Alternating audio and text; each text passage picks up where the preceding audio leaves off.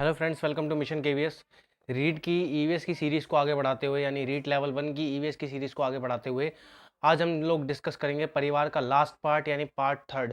इसके बाद आपका जो परिवार सिलेबस के अकॉर्डिंग रीट लेवल 1 के ईवीएस के सिलेबस के अकॉर्डिंग जो आपका परिवार टॉपिक है वो पूरा का पूरा कंप्लीट हो जाएगा।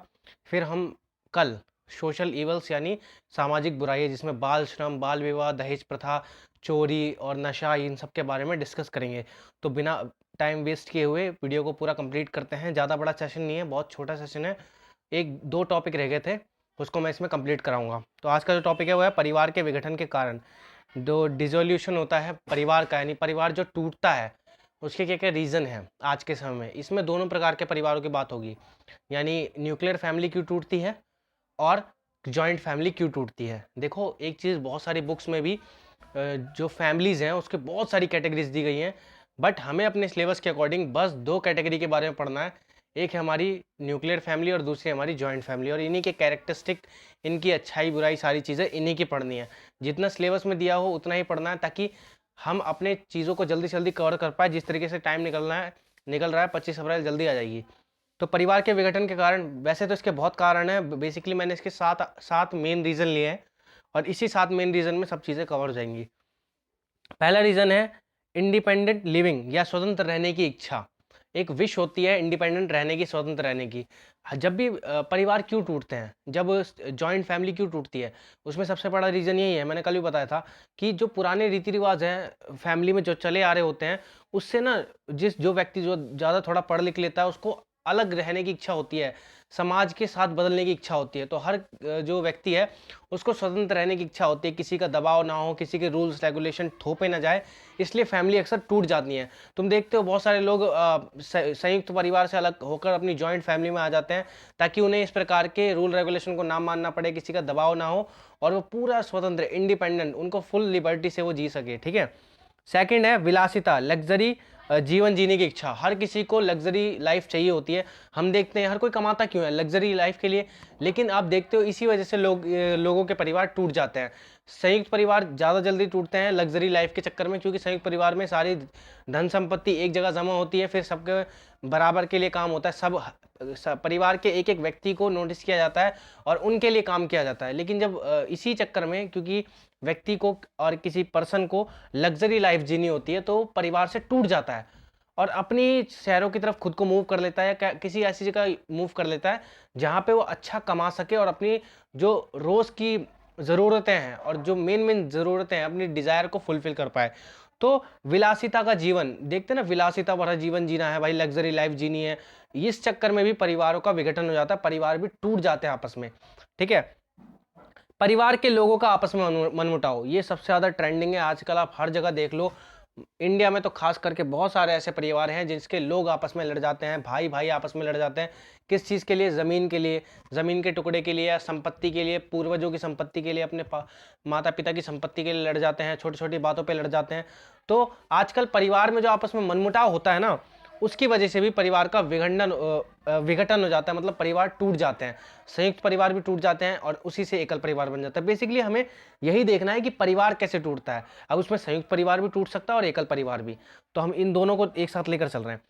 औद्योगिकरण और प्रवास, इंडस्ट्रियलाइजेशन एंड माइग्रेशन, सबसे बड़ी चीज आजकल इंडस्ट्रियलाइजेशन हो गया, शहरों की तरफ ज्यादा उद्योग धंधे खुल गए हैं, फैक्ट्रीज वगैरह खुल गई हैं। तो गांव में जहां पे काम वगैरह नहीं होता, मैंने कल भी बताया था, वहां पे एक व्यक्ति अपनी फैमिली यानी अपनी बीवी और अपने बच्चों को लेकर शहरों की तरफ माइग्रेशन कर लेता है, यानी प्रवास कर लेता है, शहरों की तरफ आ जाता है ताकि वो अच्छा कमा सके और अपने परिवार का पेट भर सके, अपनी ज़रूरतों को पूरा कर सके। इस चक्कर में भी परिवार अक्सर टूट जाते हैं।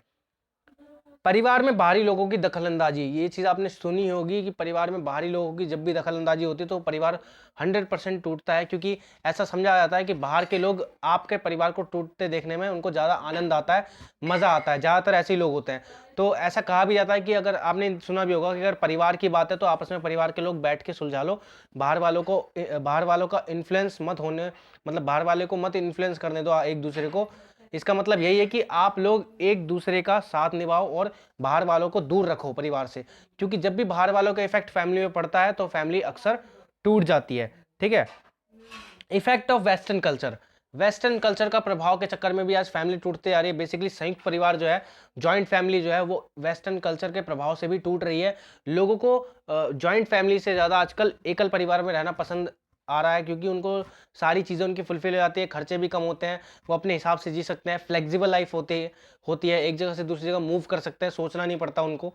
और परिवार के विघटन का जो सबसे बड़ा कारण है, चाहे वो जॉइंट फैमिली हो, चाहे वो न्यूक्लियर फैमिली हो, मेनली न्यूक्लियर फैमिली, उसका सबसे बड़ा जो रीज़न है वो तलाक, डाइवोर्स। डाइवोर्स से बहुत परिवार टूटते हैं। आजकल मॉडर्न टाइम में तो डाइवोर्स बहुत कॉमन हो गया है, ठीक है? और इसके चक्कर में जब परिवार टूटता है तो बच्चे की जो स्थिति है वो बहुत ख़राब हो जाती है।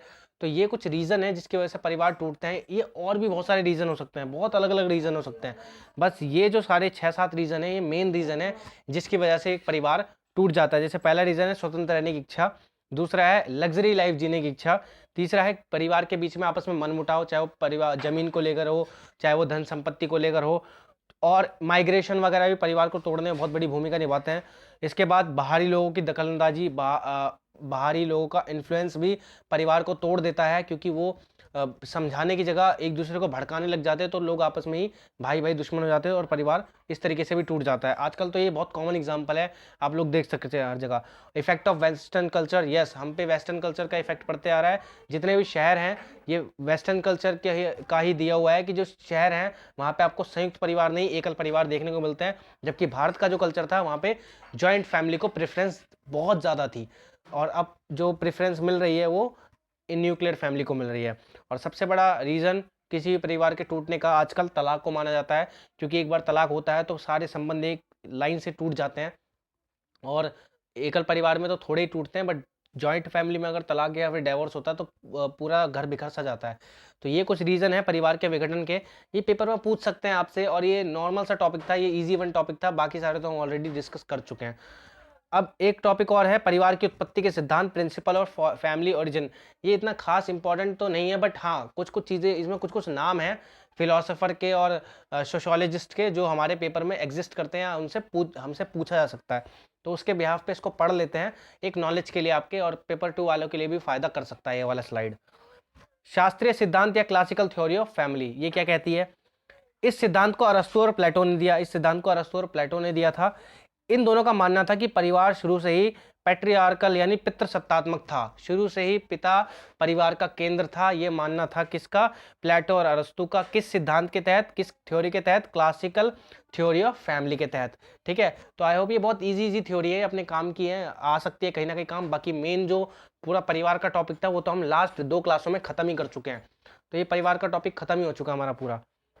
यौन साम्यवाद का सिद्धांत, ठीक है? यौन साम्यवाद का सिद्धांत किसने दिया है? ये दिया है ब्रीफॉल्ट ने यौन साम्यवाद का सिद्धांत दिया है। इसमें कहा क्या गया है? इसमें कहा गया है कि इस सिद्धांत के अनुसार प्राचीन काल में यानी पुराने समय में पुरुष किसी भी स्त्री से यौन संबंध यानी सेक्सुअल रिलेशनशिप बना सकता था। विवाह इतना ज़्यादा प्रचलित नहीं था, पहले यौन साम्यवाद का सिद्धांत ही चलता था, यानी पुरुष किसी महिला के साथ सेक्सुअल रिलेशनशिप स्थापित कर सकते थे, ठीक है? तो ये दूसरा सिद्धांत हो गया, नाम याद रखते रहना। मातृसत्तात्मक सिद्धांत, मैट्रियार्कल थ्योरी ऑफ फैमिली, ये इंपॉर्टेंट है, इसका नाम याद रख लेना। टायलर इस सिद्धांत के समर्थक है, इस सिद्धांत के समर्थक टायलर है, क्वेश्चन में पूछा जा सकता है। यह सिद्धांत बताता है कि परिवार में माता की लगातार आवश्यकता रही है, परिवार में माता की शुरुआत से आवश्यकता रही है, और बच्चों के लिए रक्षा कवच भी माँ ही है, यही सिद्धांत कहता है। और कहीं कहीं पर तो मातृसत्तात्मक परिवार की बात भी ये सिद्धांत करता है। तो ये मातृसत्ता को ज़्यादा बढ़ावा देने वाला सिद्धांत है, टायलर ने इसका प्रतिपादन किया है, टायलर इसके बारे में बताते हैं।